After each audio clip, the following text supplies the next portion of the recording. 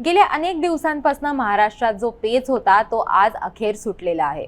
महाराष्ट्राचा पुढचा मुख्यमंत्री कोण होणार या प्रश्नाचं उत्तर काही गेल्या मिळत नव्हतं। मात्र आज भाजपनी एका नावावरती शिक्कामोर्तब केलं आणि अर्थातच ते नाव आहे देवेंद्र फडणवीस यांचं।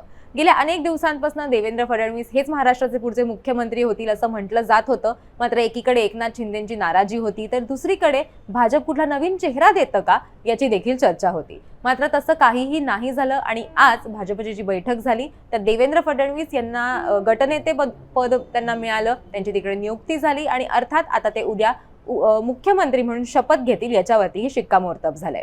आता पुढचा महत्त्वाचा जो प्रश्न आहे तो म्हणजे देवेंद्र फडणवीस यांच्याबरोबर मंत्री म्हणून नक्की कोण लोक शपथ घेणार आहेत, कुठले नेते कुठले आमदार त्यांच्याबरोबर मंत्री म्हणून शपथ घेणार आहेत, मंत्रिमंडळात नक्की कोण कोण असणार आहे आणि दुसरा जो महत्त्वाचा प्रश्न आहे तो म्हणजे एकनाथ शिंदे हे स्वतः सरकारमध्ये सामील होणार आहेत का, ते उपमुख्यमंत्री म्हणून शपथ घेणार आहेत का, त्याचबरोबर त्यांच्याकडे गृह खातं ज्याच्यासाठी ते आग्रही आहेत ते खातं त्यांच्याकडे जाणार आहे का, हे प्रश्न सध्या अनुत्तरित आहेत।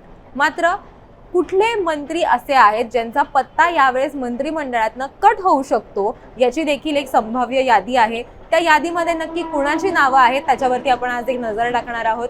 आतापर्यंत आपण बघितलं की भाजप आणि शिवसेना म्हणजे शिंदेंची शिवसेना मिळून 19 मंत्री होते।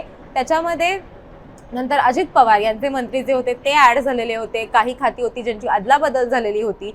मात्र एकंदरीत आपण जर बघितलं तर यावेळेला सत्ता स्थापनेमध्ये अजित पवार असतील किंवा एकनाथ शिंदे असतील या दोघांकडनंही त्यांचा स्ट्राईक रेट बघता आम्हाला इक्वल पदं किंवा इक्वल मंत्रीपदं जी आहेत ती आम्हाला मिळायला हवीत, आम्हाला इक्वल मंत्री आमच्या सरकारमध्ये असावेत अशी मागणी त्यांच्याकडनं करण्यात आलेली आहे। मात्र अद्याप कुठली नावं असतील किंवा कोण मंत्री म्हणून शपथ घेईल हे स्पष्ट झालेलं नसलं तरी अशी काही नावं चर्चेत आहेत ज्यांचा यावेळेस पत्ता जो आहे तो कट होऊ शकतो। याच्यामध्ये कुठली नावं आहेत त्याच्यावरती आज आपण या व्हिडिओमध्ये नजर टाकणार आहोत।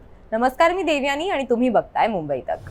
तर जसं मी म्हटलं की काही मंत्रिमंडळांमध्ये म्हणजे काही मंत्रिमंडळांमधली जी मंत्री आहेत त्यांचा पत्ता जो आहे तो या वेळेला कट होऊ शकतो असं म्हटलं जात आहे। त्याच्यामध्ये कोणाकोणाची नावं आहेत त्याच्यावरती आपण आधी एक नजर टाकूयात।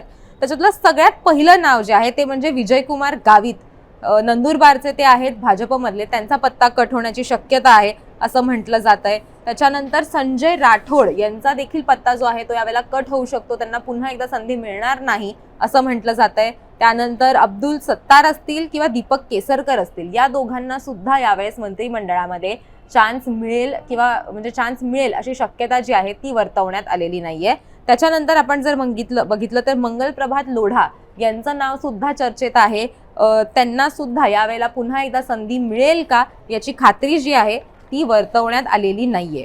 आता ही खरं तर काही नावं होती जी आत्ताच्या मंत्रिमंडळामध्ये आहेत, मात्र अशीही काही नावं आहेत जे इच्छुक होते किंवा ज्यांना मंत्रिमंडळामध्ये यायचं होतं त्यांना त्यांचा पत्ताही कट झालेला आहे की त्यांना सुद्धा ही संधी मिळणार नाही असं म्हटलं जात आहे। मात्र आणखीन एक इंटरेस्टिंग चर्चा जी रंगलेली आहे ती अशी आहे की भाजपकडून जे नेते वयस्कर आहेत किंवा ज्यांचं जे अनेक वर्षांपासून खरं तर मंत्री म्हणून काम करतायत अशा अनेक नेत्यांचा पत्ता कट होऊ शकतो, कारण भाजपला एक तरुण नेतृत्व हवं आहे, त्यांना तरुण मंत्री त्यांच्या मंत्रिमंडळामध्ये हवे आहेत। त्याच्यामुळे असे कुठले नेते आहेत ज्यांचं वय जास्त आहे म्हणजे 50 पेक्षा जास्त त्यांचं वय आहे आणि त्यांचा पत्ता यावेळेला कट होऊ शकतो, अशी देखील काही नावं आहेत चर्चेतली। ती नावं कुठली आहेत ते आपण बघूयात। याच्यामध्ये अर्थात अनेक दिग्गज नेते आहेत, मात्र त्यांचाही पत्ता जर भाजपनी अर्थात हा रूल फॉलो केला किंवा हा निकष जर त्यांनी लावला आणि त्यांनी ठरवलं की 50 किंवा त्याच्यापेक्षा जास्त वय असलेल्या लोकांना संधी द्यायची नाही आणि नवीन चेहऱ्यांना संधी द्यायची अशी जर परिस्थिती असेल तर कोणाचा पत्ता कट होऊ शकतो त्याची एक यादी आहे। त्या यादीमध्ये नक्की कुणाचं नाव आहे ते आपण बघूयात। चंद्रकांत पाटील, त्याच्यानंतर गिरीश महाजन, चंद्रशेखर बावनकुळे, मंगल प्रभात लोढा, राधाकृष्ण विखे पाटील, सुधीर मुनगंटीवार, रवींद्र चव्हाण, अतुल भातखळकर, मंदा म्हात्रे, मनीषा कायंदे हे अशी काही नावं आहेत ज्यांना मंत्रिमंडळात कुठल्याही परिस्थितीत जर हा 50 वर्षांचा जो निकष आहे तो लावला तर यांना कुठल्याही परिस्थितीमध्ये संधी मिळणार नाही मंत्रिमंडळात जाण्याची किंवा पुन्हा एकदा यांच्यातले जे मंत्री होते त्यांना पुन्हा एकदा मंत्री होण्याची संधी मिळणार नाही असंही म्हटलं जात आहे। ही अर्थातच मोघम नावं आहेत, याच्यावरती अजून शिक्कामोर्तब झालेलं नसलं तरी जो अंदाज बांधला जातोय गेल्या अनेक दिवसांपासून त्याच्यातनं तरी सध्या असं वाटतंय की या लोकांना संधी मिळणार नाही. मात्र अनेक अशी नावं आहेत किंवा असे अनेक इच्छुक आमदार आहेत ज्यांना मंत्रिमंडळात संधी मिळू शकते. त्याच्यामध्ये अर्थातच शिवसेनेतनं आपण बघितलं तर संजय शिरसाट असतील किंवा भरत गोगावले असतील.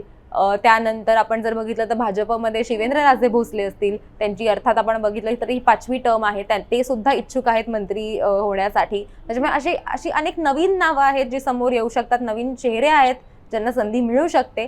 मात्र अर्थातच उद्या भाजपने असं सांगितलेलं होतं की ते आज त्यांची यादी जी आहे ती जाहीर करतील किंवा कोण शपथ घेणार आहे हे ते जाहीर करतील. मात्र सध्या तरी अद्याप त्यांच्याकडनं कुठलीही ऑफिशियली नावं आलेली नाहीयेत. मात्र ही काही नावं जी आहेत जी आम्ही तुम्हाला सांगितली, जी चर्चेतली आहेत. तुम्हाला काय वाटतं, असे कुठले आमदार आहेत ज्यांना तुम्हाला मंत्रिमंडळात बघायला आवडेल? असे कुठले आमदार आहेत ज्यांचं तुम्हाला वाटतं की यावेळेस त्यांचा मंत्रिपदावरचा पत्ता जो आहे तो कट होईल? तुमचं याबद्दलचं काय मत आहे ते आम्हाला कमेंट सेक्शनमध्ये नक्की सांगा. उद्या शपथविधी जी आहे, शपथविधीचा सोहळा जो आहे तो पार पडणार आहे आणि जी नावं आहेत त्यांचा अर्थातच उद्या खुलासा होईल. मात्र तोपर्यंत तुम्हाला या सगळ्याबद्दल काय वाटतं ते आम्हाला कमेंट करून नक्की सांगा. तुम्हाला जर याबद्दलचे विविध अपडेट्स हवे असतील तर मुंबई तकला सबस्क्राईब करायला विसरू नका. आणि उद्याच्या शपथविधी सोहळ्याचे देखील सगळे अपडेट्स आम्ही तुम्हाला लाईव्ह ऑन ग्राउंडवरनं सुद्धा दाखवणार आहोत. त्याच्यामुळे मुंबई तकला सबस्क्राईब करा. आमचं व्हिडिओ सेक्शन आणि लाईव्ह सेक्शनमध्ये तुम्हाला सगळे अपडेट्स मिळत राहतील.